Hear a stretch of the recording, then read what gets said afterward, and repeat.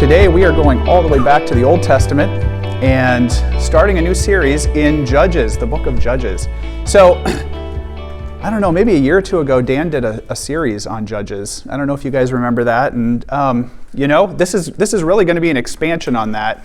Judges is kind of a funny book because, and I say funny, but it's really interesting because it kind of highlights a lot of the flaws in the Israelite community that were happening 3,000 years ago, that still a lot of those kinds of same themes are applicable today. So even though I say we're going back to the Old Testament and it's thousands of years in the past, a lot of the things that the Israelites were struggling with back then are completely applicable to today.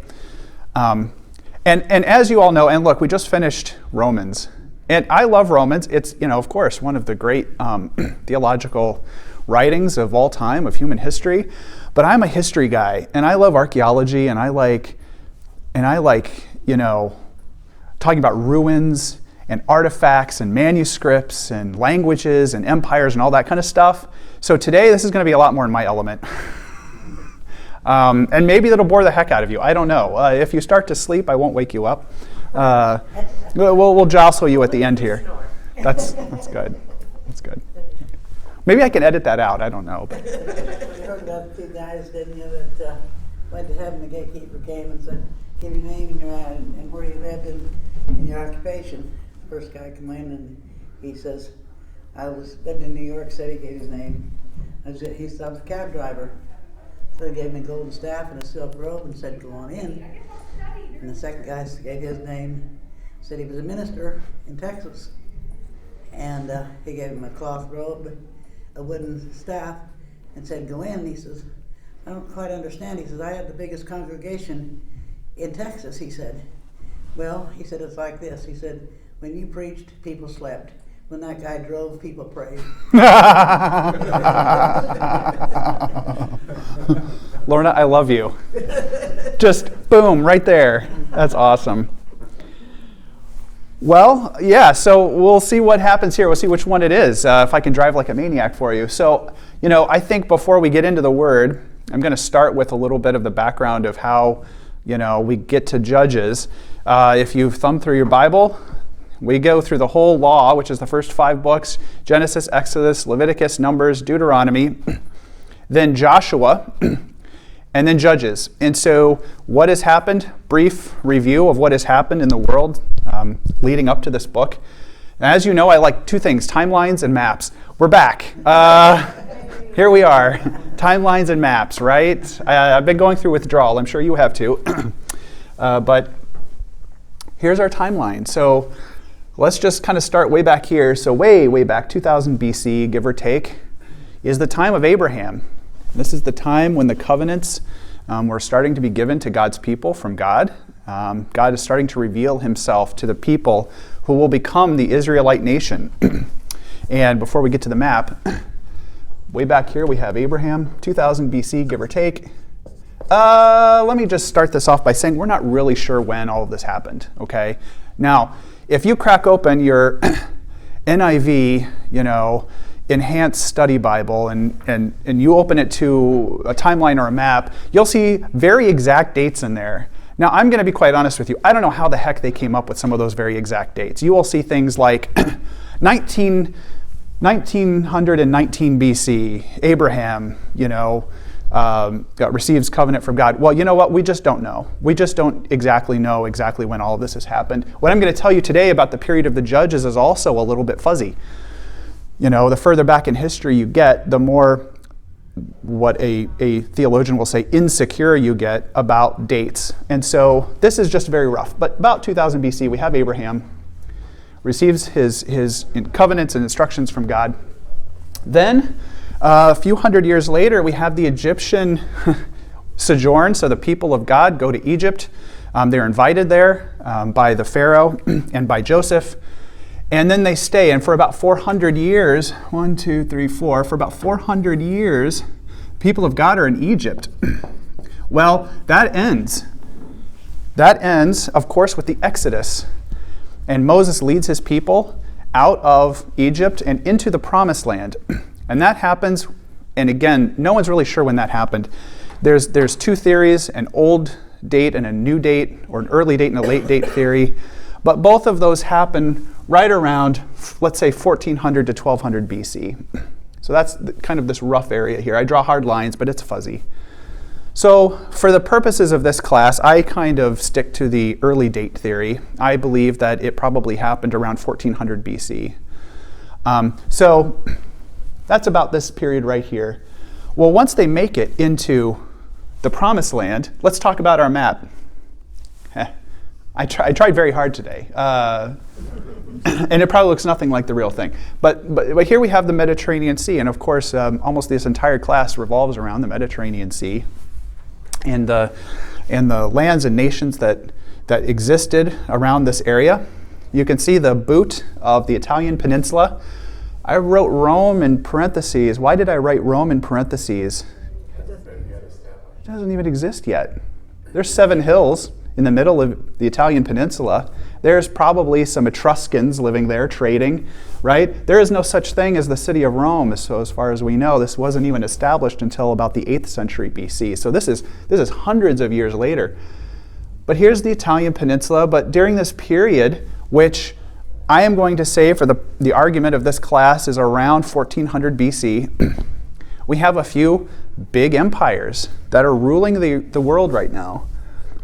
First one is this one, the Mycenaean Empire. Who knows anything about the Mycenaeans? I think you might know. Where do you notice that they are? Of course, given that this is a horrible map, it's Greece. These are the first Greeks. At least the first people that we have writing from that looks and sounds, we think, Greek. The Mycenaean Empire succeeded the Minoan Empire, which was based out of Crete. So the Mycenaeans have kind of control of the Aegean Sea, this whole area here. So they're a really big empire. The ones next to them are the Hittites. What country is this modern country? Turkey. So Mycenaeans, Hittites, some people that will become very important later in Israel's history are way over here in what's northern Iraq, southern Turkey, this area. This is the Assyrian Empire. Mesopotamia, this is, way over here, the city of Ur. This is where Abraham came from, probably about 600 years earlier, give or take. Mesopotamia, the land between 2 rivers. We have Arabia.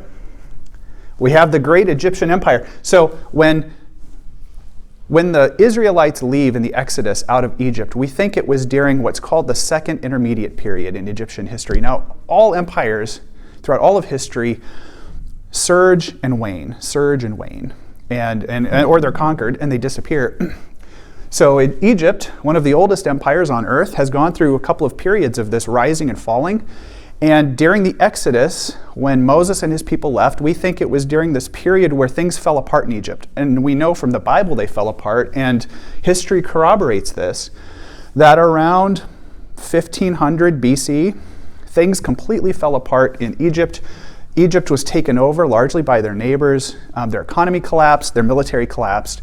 And this is one reason why we think, and we know, that the Israelites were able to leave. And of course, we believe that's divine. Well, after the Israelites leave, and they go to this tiny little strip here of land that we call Canaan, today is called the nation of Israel. It's tiny. I mean, it really is just a few miles across and a little bit wider, a little bit taller. After the Israelites have made their way to Canaan, the Egyptians kind of reassemble themselves and they re-strengthen, and they are in what's called the New Kingdom now.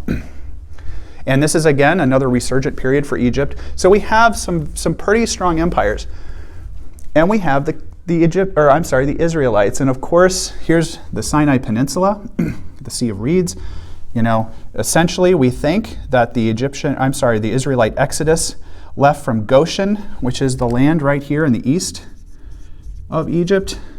And I'll just draw this dotted line. The Israelites went to Mount Sinai, somewhere here in the Sinai Peninsula, not exactly sure where that is. Wandered in the desert for how long? 40 years. Until finally, Moses dies on Mount Nebo, and a new leader is crowned, and his name was who? Joshua. Joshua is crowned the new leader. Joshua and Caleb become the only 2 Israelites that we know of who left Egypt were allowed to go into the Promised Land and settle there. Their first city that they conquer on their way to enter Canaan is what? Jericho. Walls of Jericho fall. I think it's right there. Sorry. Cross the Jordan River, conquer Jericho, and that is the first of many towns that they are going to conquer in this strip of land called Canaan. Okay. So Joshua lives for decades.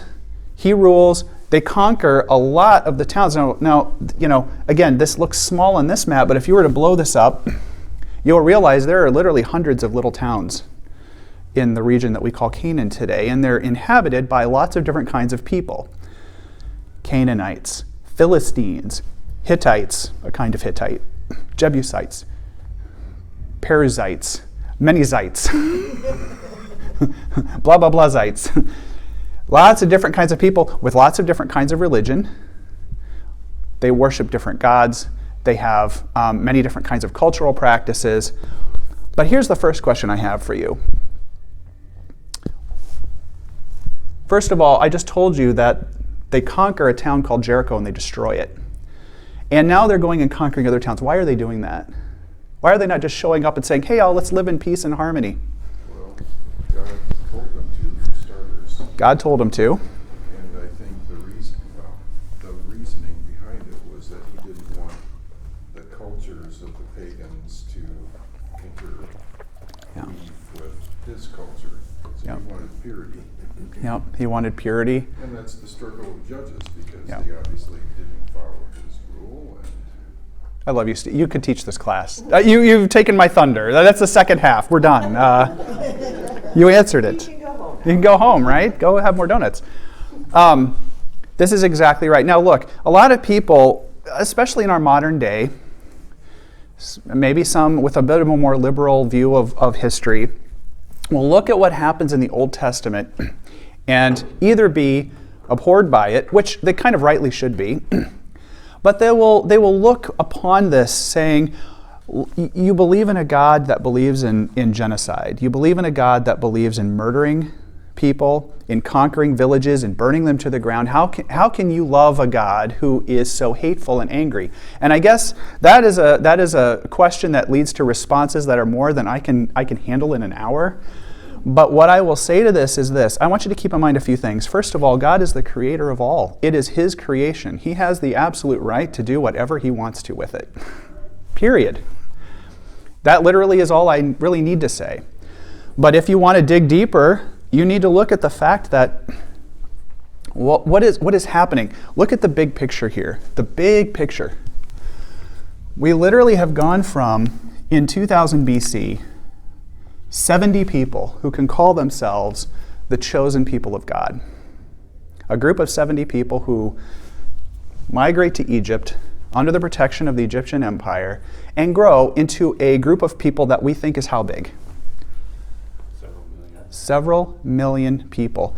We have, in just a few hundred years, folks, we have gone from 70 people to, we think, about 2 million.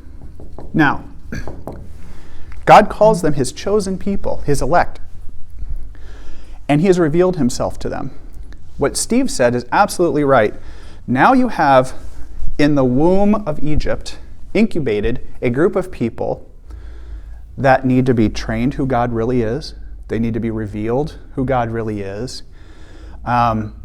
In this period of the Exodus, right before the period of Judges, we have the law is given. And we have just spent 16 plus weeks talking about the law. The law is essentially the written commandments and ordinances and direction for this community to live their lives. Legal rules, social rules, food laws, laws about how to interact with other nations, so on and so forth. So all of the kind of the details of how they should live their lives are set down here. Now, you have them inheriting a land that, according to the Old Testament, God has said, this is your land. This is my land. This is what's called the promised land that I have promised to give you. I promised to give your ancestor Abraham 600 years ago. Okay? It's yours. Take it. And like what Steve said is absolutely right. The reason that he said this is because he wants this land to be owned solely and completely by the people of God, the chosen people who know the one true God, who in the Old Testament is called what? Yahweh. Jehovah. That's the Latin form of Yahweh. What else? Jehovah Jireh. Yep, Jehovah Jireh, my provider. El. And the plural of that? Elohim. In other ways of saying it, I am. El Shaddai. There's many forms, but they all refer to one God, whose name is really the YHWH of the Old Testament, Yahweh or Jehovah. And this land is not inhabited. First of all, it's not empty. There may be several million people living here who have nothing to do with Yahweh. They have detestable practices. They worship gods like Shamash or Baal or Molech. If you know anything about these gods, these are gods, first of all, that have a lot of sexual violence and impurity. They have just violence. If you know about Molech, this was a god of fire, and if you wanted to appease the god of fire, you would sacrifice your baby children to him, burning alive, to get some kind of favor from him. Baal, the god of thunder and lightning, the adherents of that religion would cut themselves. They would sacrifice humans. There's a lot of human sacrifice. I should probably just call that out. These are very, very detestable practices. They were just peace-loving, innocent Yes, people. that's it. That's it. Yeah, it's if you look at the kind of big picture, it's the consequences of sin, and it's God's judgment on sin, and it's a reminder that He's pretty serious about it. And the Yep. penalties are death. Very good, sir. So we have some people, and to focus on that, they're not kumbaya. These are not kumbaya people by any stretch of the imagination. You have to remember this period of history is conquer or be conquered. This is not like the state system we have today where everyone goes to the United Nations and they argue and they, you suck, no, you suck, but they don't really, they're not killing each other by the millions like they used to. This is a period where you get a knife, you get a spear, you go out, and that guy's got a knife and a spear, and if you don't kill him, he's going to kill you. It's an era of the economy of plunder. The economy of this period is not based on insurance quotes and mortgage, financing and the stock market. This is an economy of, if I don't go and take your stuff, you're going to come and take my stuff. And it is an extremely violent area here. It's inhabited by some people called the Sea Peoples. At least during this period, there's some people called the Sea Peoples that we think came from Crete, and from there we're not exactly sure, probably the Aegean. They settle here. They come to be known as one of the greatest enemies of the Canaanite or the Israelites ever. Do you know what they're called? Philistines. The Philistines. Violent warrior people. There's another important aspect of world history here that's unfolding. We are towards the end of a great age of civilization. If you think back to your middle school, or high school Western Civ classes, human history is broken up into ages, and one is called the Stone Age or the Neolithic. Then there's a couple of new ages that come after that. What comes after the Stone Age? Bronze Age. Yes, you didn't know you were going to get so much history. You're like, dude, I just came for some prayer. Yeah.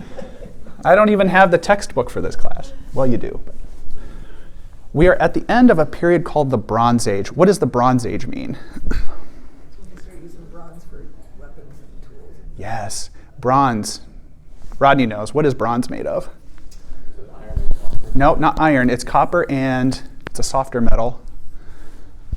Tin. Yep.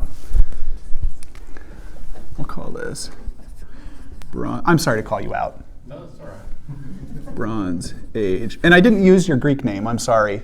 Herodotus. we decided to Bronze Age. Bronze is, if you go to museums, really bronze, you don't really see a whole lot of bronze anymore. You'll see it in statues because it was very common for people to cast sculptures and statues in bronze in the 19th and early 20th centuries. But way back in this period of history, pretty much tools, the best tools were made of bronze. It's a softer metal of copper and tin, and brass is a metal made of copper and zinc. So you're probably familiar with brass, but copper and tin is bronze. People would make tools, axes, weapons, shields, helmets, anything that needed to be really hard so I can either do a job through work or I could attack and kill people or defend myself. They were made of bronze. And so the cultures of the era, all of the cultures in the Mediterranean are using bronze at this period and primarily the fact that we care about it was they were using it to wage war against each other. Well, we are coming to the end of the Bronze Age, and Rodney kind of alluded to a new metal that's now being made. That's people are learning to mine and craft into weapons which are far superior to bronze. And what is that? We are entering the Iron Age. Now it's a little bit early. Let's do it over here. It's right about here. Iron Age. This is a period where we start to find, and in fact, in the whole world, the prevalence of iron spears and weapons and chariots, weapons, vehicles, are, guess where? In the whole world, guess where they're starting to appear the most? Right here. May have been brought by the sea peoples, we're not exactly sure. But all of a sudden, we start to find tools and implements of the Iron Age here.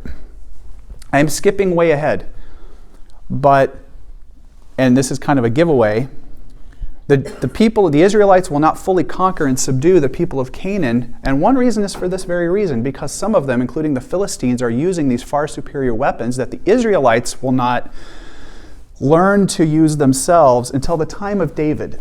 And 1000 BC is roughly the time of King David.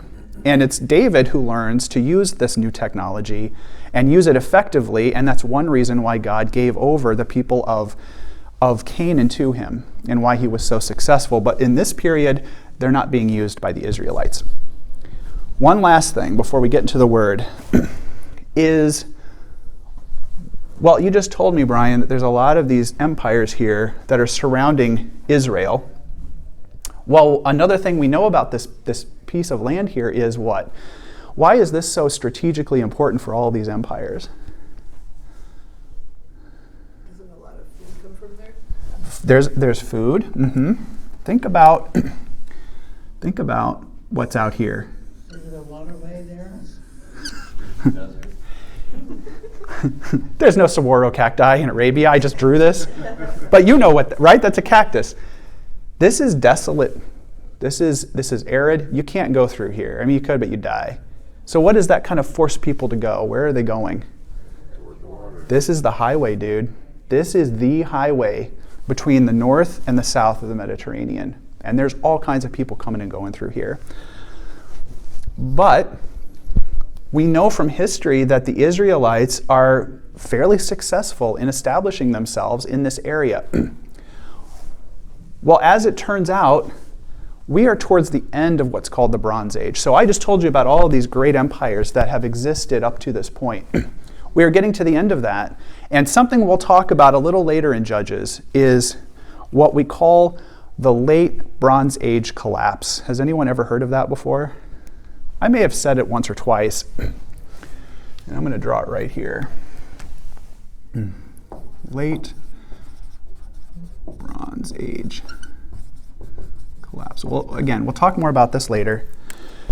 This is a period of history where every single empire I've written up here falls apart. We're getting to that period. If all of these empires are falling apart, what do they have very little time to do? Attack each other. If they're all busy trying to take care of whatever's going on in their country, they have very little time to worry about this little strip of land here with these people who don't even have iron weapons, are not really posing much of a threat to them. So Israel in this period is largely ignored, and that is a very good thing. It is a very good thing because it gives the people of God time to create their culture, to establish their foothold on Canaan, which will become Israel, and to be left largely alone, except for an Egyptian pharaoh called Merneptah, and we will talk about him in a few weeks too. But largely think about this. We now have people leaving us alone. We're establishing ourselves in this area, and we're conquering. And if you remember the book of Joshua, if you want to just remember and review that, there was a lot of war being waged on all of those little towns in there. Good morning. That brings us to Judges. And right before Judges 1 starts, we have the death of Joshua. Joshua, the anointed leader of the Israelite nation, dies and is buried in the Promised Land. And right at that point, we are now going to pick up in Judges 1. And so we do have the microphone we're going to use to record that, and we'll hand that to you. Let's go ahead and read. And let me just warn you that there are a lot of names in here that you've never read before. It's okay. Just try your best. You don't have to be exact with this.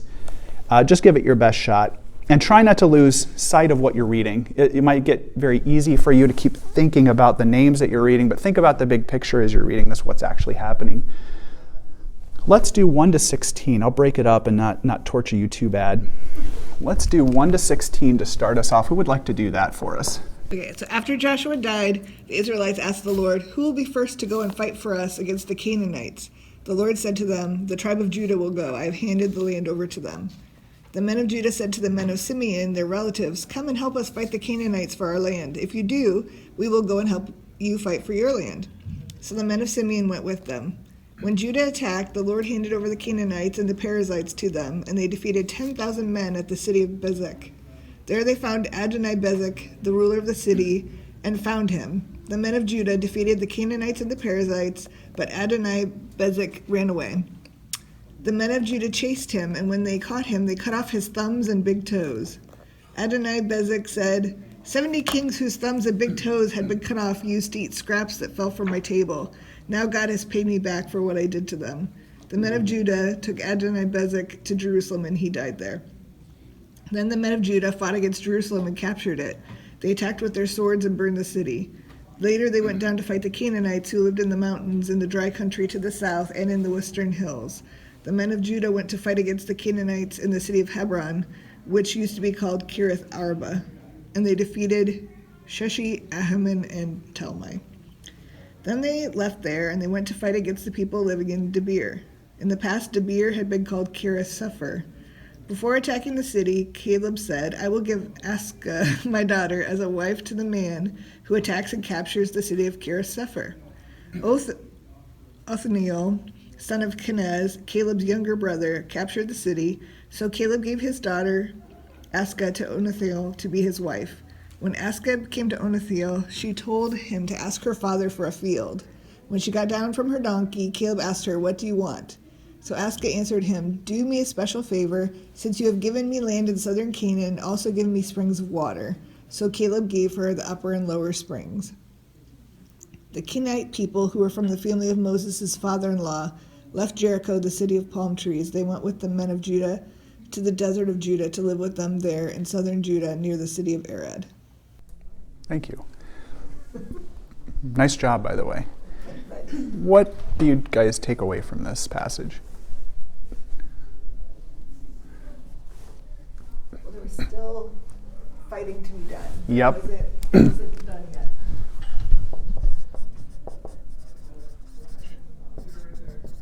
And when you say fighting to be done, I mean that there's why are they things fighting? to be conquered, Yes. conquer the whole Fighting. country, yeah. Conquering. Yep. That's it. What else? What else sticks out to you in this passage? Because they still haven't, they just conquered Jerusalem. Ah, we have a reference to Jerusalem. Jerusalem right about here.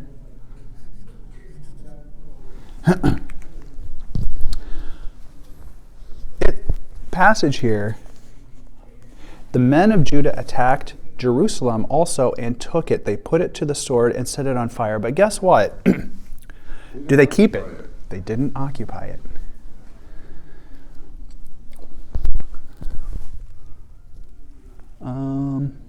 Yep, okay.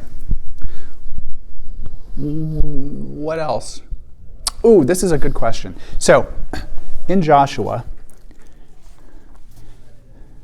there is a passage in Joshua 6, verse 17. It says, "The city and all that is in it are to be devoted to the Lord." What did Joshua mean by that? You talking about one of the Levite cities? It's the cities of Canaan that they are conquering. So when the Israelites go into a city, a pagan city, and are told to devote it to the Lord, Kill everything. kill everything. Not maim the king and humiliate him. Thank you, sir. You're supposed to kill him. They're all supposed to be wiped out. So they're starting to do things that the people they're conquering were doing. Yeah. Cutting off the thumbs and big toes. And why would they cut off the thumbs and big toes, Rodney? Well, it makes it difficult to eat and difficult to walk. And difficult to Do every bodily. fight. Yeah. And every bodily function, yes. But it makes them incapable to be warriors. But like Steve is saying, they didn't go far enough. And again, I know this rubs a lot of people the wrong way, but God commanded it. And he commanded it for a reason. Because why? They let the people, they didn't kill everyone in Jerusalem, and they didn't occupy it. And then what happens? The Jebusites are some tenacious people. City of Jabus, so Jerusalem is called the city of Jabus, and the editors of the Old Testament have gone back and said this is Jerusalem because some people at the time would have known what Jabus meant. At that time it is still called Jabus. It is full of Jebusites, and they are tenacious people. But they don't kill them all, and they don't occupy it. This will turn out to be a huge mistake. Huge mistake. God commanded them to do it, and they didn't do it. They're maiming, but they're not wiping out. And then, of course, they didn't plunder it completely. That was the other rule, is to completely plunder it, this and that. Okay, what else do you notice from this passage? His daughter married her uncle? Yep. Yep. Family Felt like there was. relations. I'm just going to say it. Family relations. This is the period of King Tut. The new kingdom, King Tutankhamun, was the offspring of a brother and sister. Tutankhamun, I believe, also married his sister. What do you remember from Genesis? Abraham, Isaac, Jacob, they intermarried with their families. Now, in those cases, I think they were half-sisters or cousins. They weren't full sisters, but this is a period where family bloodlines are really important. And so you have a lot of this very close mating. What does that tend to do to a population? Mutations, ailments. They are not healthy people. They are not healthy people. This still happens in the world today. I thought it was weird that she asked for land and for water also. Uh-huh. I mean, it's like she was pretty smart. I mean, she knew Mhm. she wouldn't inherit these things, so she's getting them this way. We have a savvy person here, don't we? Someone who wants something. The Negev. Who knows where the Negev is in this map? Just north of Sinai, but Yeah. This is it right here, the Negev or Negeb. Negev. This is largely desert. So she asked for springs. So if you're inhabiting a desert region, you're going to need a water source. And of course, as many of you might know, a lot of the water sources, especially for the city of Jerusalem and others, are springs, water coming up out of the earth. Now, of course, some people used the Jordan and the Sea of Galilee as a water source. You wouldn't use the Dead Sea, that's too salty. But if you were going to survive and grow crops and feed your cattle, you needed a water supply. So she's asking for that, this inheritance down here. Okay. It was interesting that the Lord said the tribe of Judah will go. So then the men of Judah said, "Hey, Simeon, come help us, even though God didn't say, I want Judah and Simeon Interesting. to go. He said, What does that suggest to you? Not trusting God. Gosh. You know, if I could say the one problem that people have repeatedly in the Bible, in Old and New Testament, that leads to problems, I can't find a better one. He told you, Judah. But we're kind of scared, so, hey, Simeon, you want to come help with us, right? We'll come help you. And then usually doesn't work out very well. but they don't remember, they have a hard time remembering like, what God has done Yeah. for them, you know? Like, yeah. And I think that's probably why it leads to in Judges, like, you know, Gideon and the 300 people, like, God is trying to build back up their faith. Because Forgetting they don't remember the that God past. can defeat people for them. Yep. I Yep. think we don't have that same problem. I know. We're past all that. We're all good. It's so good. It's so good. Well, Saul learned the hard way that when God says something, he means exactly what he Did he said. learn it? Not just because maybe he kept that king Yep. and some of the sheep and cattle around it that God said to destroy the whole town. Mm-hmm. He kept the ones good sheep and good cattle for what do you call it? Anyway, sacrifice. But anyway, but God said, you know, God didn't say do that. He said kill everything. Saul, So this that's king at the is end of on it, this. and then Yeah. Samuel, Samuel Huh? says, "What are you doing?" Yep. Well, he did what God. No, he didn't. Yep. God said everything, and he says, "I hear sheep," and you know. And so he brought the king in. He even kept the king, and Samuel killed him. Right there. But I didn't mean to get us off track. It's good. It's a good point, Lorna. That means 400 years later, they still haven't learned their lesson, have they? Well, I think part of the problem is every generation at this point is having to reteach the Yeah. lesson. I mean, if life starts to get comfortable, they start to get, and then they fully okay. forget, oh, there's Okay. God. And then and the same thing happens today. We start to get comfortable, we start to get, more passive, and then all of a sudden it's like, oh, and then all of a sudden it's like, God, come save us because this is horrible. The pattern of Judges will repeat itself over and over. And vows broken. Is that too harsh? Vows broken. Actual I think violence. where the Bible said there's nothing new under the sun, Yep. it really wanted us to pay attention Yep. to the fact that we're never going to get out of ourselves and like we're going to This keep is it. messing things up. This is it. God allows them to be oppressed by their name. Let me, you know what? I'm going to get to this in a minute. I'm going to take this away for a minute. You're absolutely right.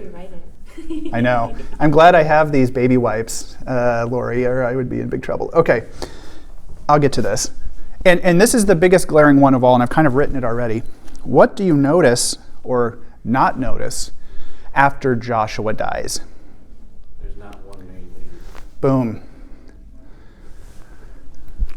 There is no single person anointed to lead the people of Israel.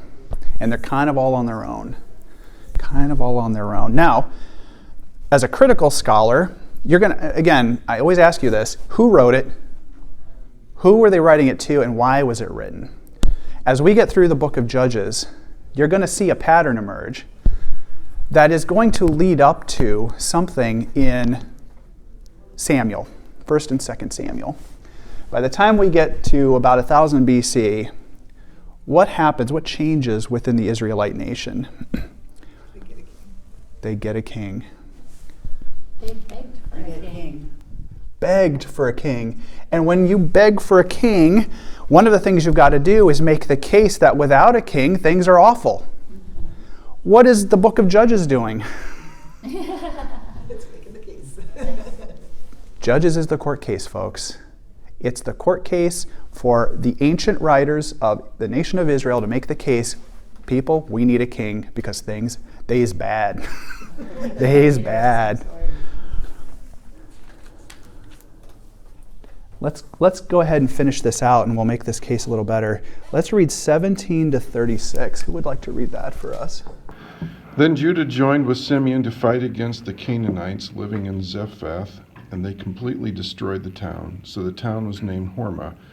In addition, Judah captured the towns of Gaza, Ashkelon, and Ekron, along with their surrounding territories.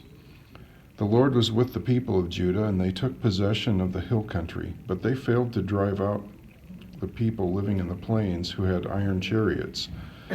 The town of Hebron was given to Caleb as Moses had promised, and Caleb drove out the people living there who were descendants of the 3 sons of Anak. The tribe of Benjamin, however, failed to drive out the Jebusites who were living in Jerusalem, so to this day the Jebusites live in Jerusalem among the people of Benjamin. The descendants of Joseph attacked the town of Bethel, and the Lord was with them. They sent men to scout out Bethel, formerly known as Luz. They confronted a man coming out of the town and said to him, "Show us a way into the town, and we will have mercy on you."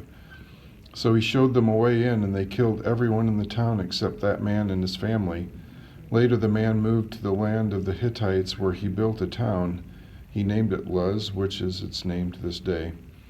The tribe of Manasseh failed to drive out the people living in Bethshan, Tanakh, Dor, Ibleam, Megiddo, and all their surrounding settlements, because the Canaanites were determined to stay in that region. When the Israelites grew stronger, they forced the Canaanites to work as slaves, but they never did drive them completely out of the land. The tribe of Ephraim failed to drive out the Canaanites living in Gezer, so the Canaanites continued to live there among them. The tribe of Zebulun failed to drive out the residents of Kitron and Nahalol, so the Canaanites continued to live among them.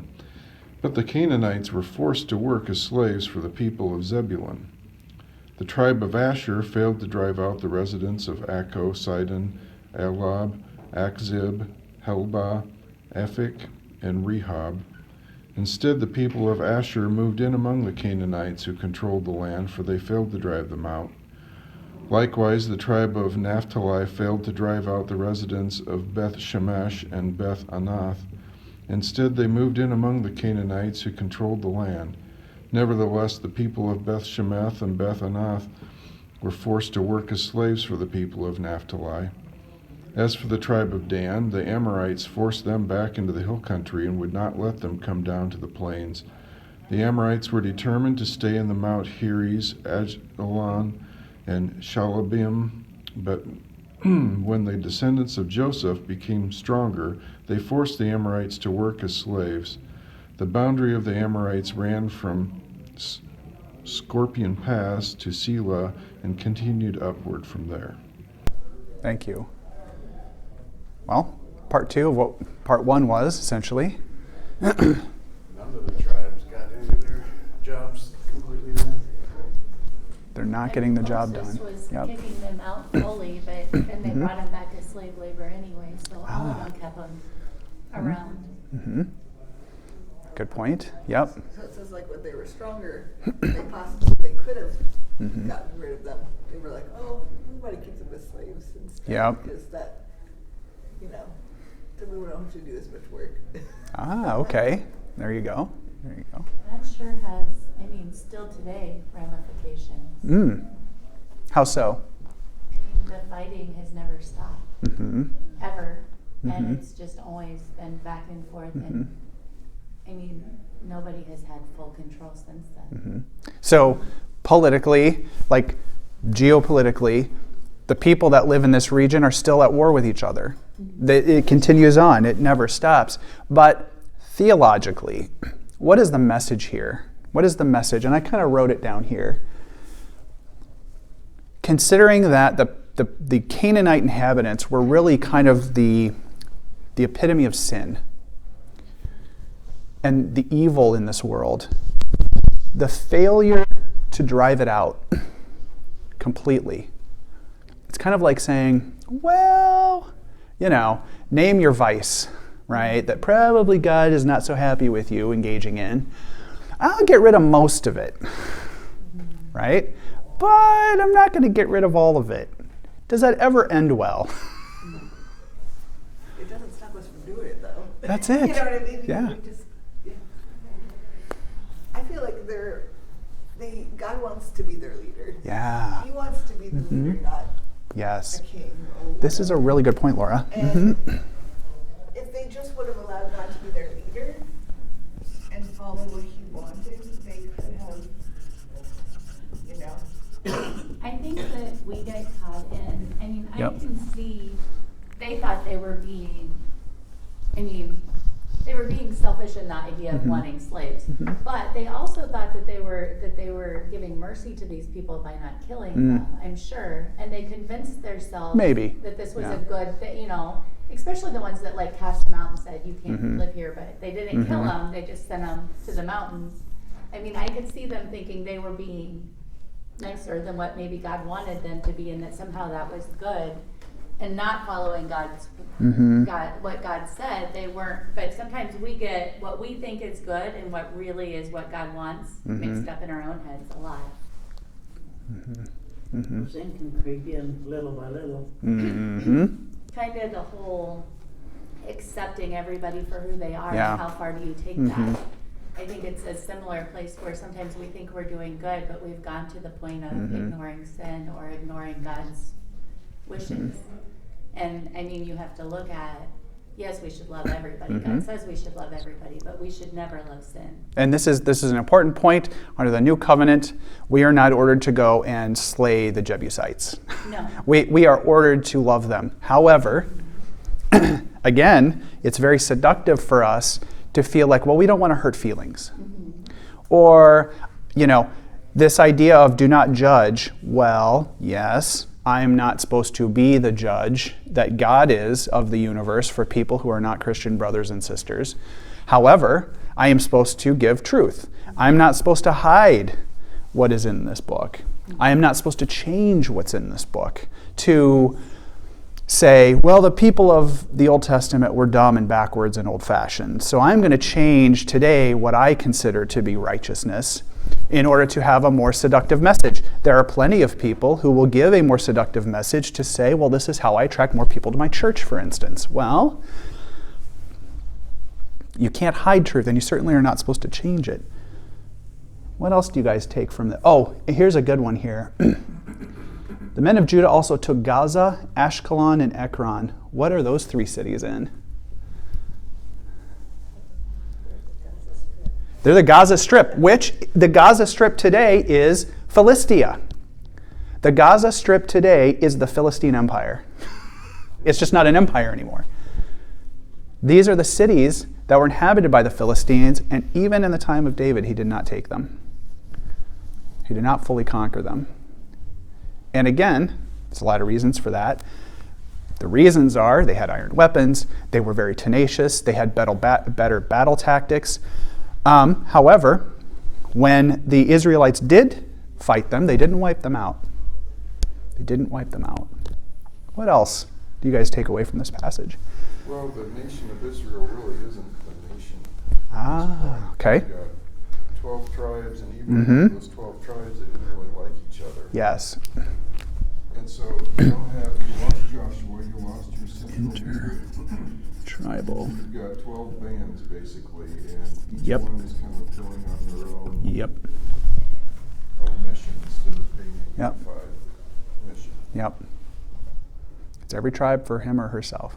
They weren't unified for very long. The brothers hated each other, and fought amongst themselves and hated Joshua. I mean, if you look at it, it just always was not there's always been strife. It isn't shocking that it would go back to that. Yeah, the United Monarchy only lasted for a few decades until it fell apart too. This is the pattern that we'll see here as we go through. And again, we haven't really gotten into the judge piece quite yet. You'll see the moronic leaders, or lack of leadership. Then we'll see this. Now here, we're kind of at the tail end of the Joshua phase, right? The conquer phase. But we're going to start to see the tide turn a little bit here. And we're going to start to see how the people around the Israelites will oppress them. They will fight back. They will attack them. What happens? With this sin, this lack of leadership, and now the oppression, what do the people do? They cry out. God save us. All right, you're right. We're wrong. We shouldn't have been doing all this sinful stuff. We should have trusted you. We should have had faith. Please save us. And what does God do? God, being the merciful God that he is, says, okay, I will raise up for you a judge who will come and save you. And that works. And how long does that work for? As long as that judge is around. And sometimes not even that long. Sometimes it's like about 15 minutes, And then right? they're begging for him to get a new judge. That's, well, yeah. You know, Gideon is the perfect example. Samson is a great. Look at them all. You know, there's very few judges here in the book of Judges in which you can say, yeah, that from start to finish, that was a great man or woman of God. Okay, I think we're going to wrap it up. Any final thoughts or questions today? I think we can learn that we need to read God's word and when he says something, make sure we know all what he says Okay, to listen better. so understand and listen. Understand that. Mhm. Yeah. Okay, how else He can we means apply? what he says. Okay. He says what he means. Mm-hmm. And we take that to the bank. I mean, we Mhm. depend on it. We can depend on God's word, absolutely. That's so good. Oh, that's so good. That we can take what he's done for us in the past and use it to build up our faith and not forget what What? he's done for us. What? That is so weird. I can take the proof of God's working in my life in the past and apply it to my future? What are you talking about? That doesn't happen, does it? Well, thank you. Welcome to Judges. We'll see you next week.